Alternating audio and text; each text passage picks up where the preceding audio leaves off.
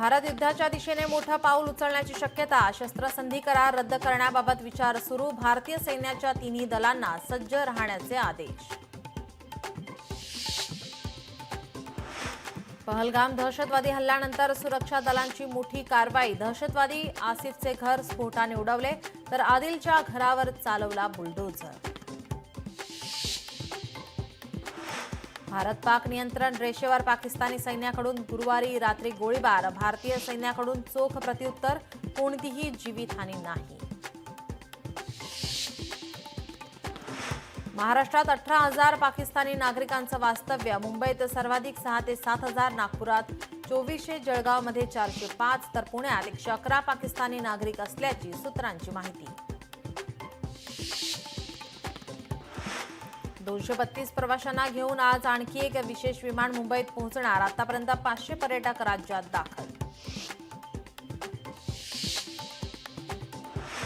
भ्याड हल्ल्याच्या निषेधार्थ अमरावती नांदेडमध्ये बंदची हाक. विश्व हिंदू परिषद बजरंग दलाच्या वतीनं अमरावतीत आंदोलन.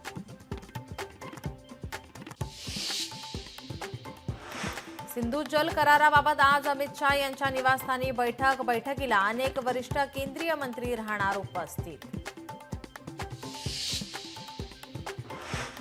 कुणाल कामराला हायकोर्टाचा मोठा दिलासा. कामराला अटक करू नये, हायकोर्टाचे आदेश.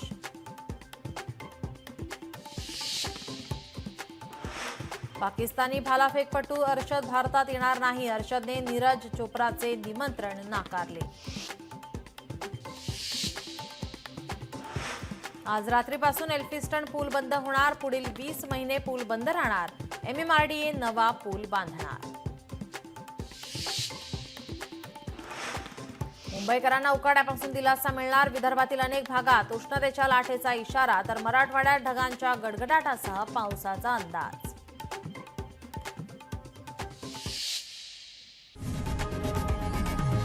लोकशाही मराठी ऐका, पहा, जागरूक रहा.